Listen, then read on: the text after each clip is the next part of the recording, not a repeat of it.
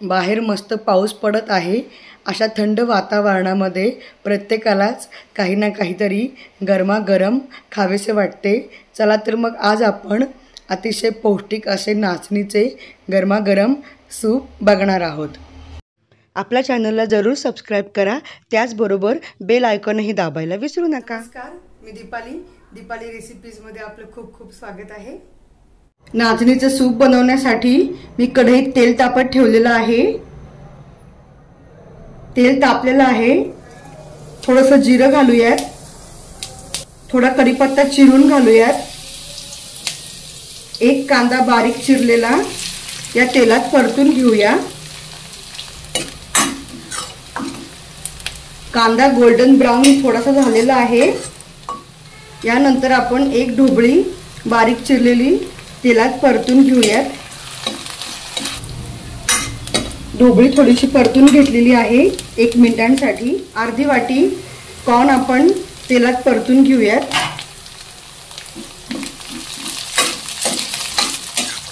Corn परतल्यानंतर अर्धी वाटी किसलेलं गाजर घालूयात। 1 वाटी कोबी किसलेला घालूयात। हे सर्व आपण तेलावर परतून घेऊयात।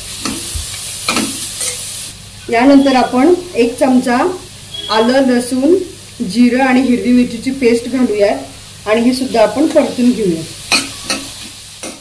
या मसाल्यांमध्ये आपण 1 टोमॅटो बारीक चिरलेले हे सुद्धा थोडेसे परतून घेऊयात, म्हणजे आपल्या सूपची चव छान लागेल। यामध्ये चवीपुरतं मीठ घालूयात। तुम्हाला गरज असेल तर थोडंसं लाल तिखट आणि पाव चमचा काळी मिरीची पूड घालूयात।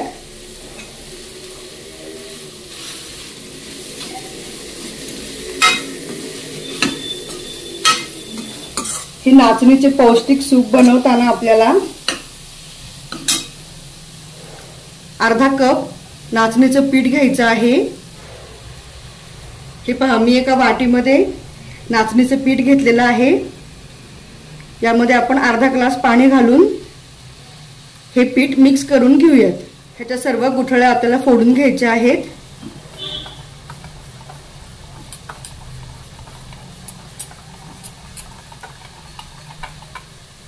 आणि सर्व गुठळ्या फुटल्यानंतर हे पीठ आपल्याला, म्हणजे हे पातळ पीठ आपल्याला ह्या मसाल्यांमध्ये घालून घ्यायचं आहे।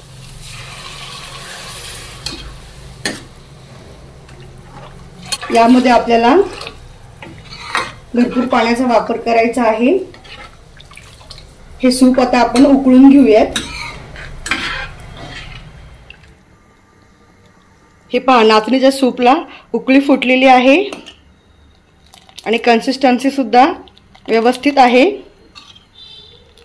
आता आपण 1 मिनिटानंतर गॅस बंद करूयात आणि या सूपचे प्लेटिंग करूयात।